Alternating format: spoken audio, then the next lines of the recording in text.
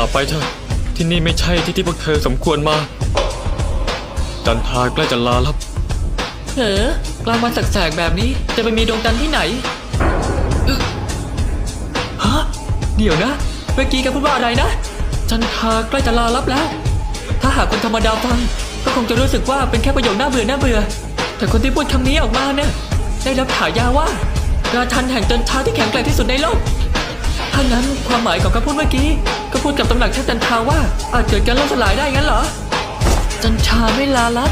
เพราะว่า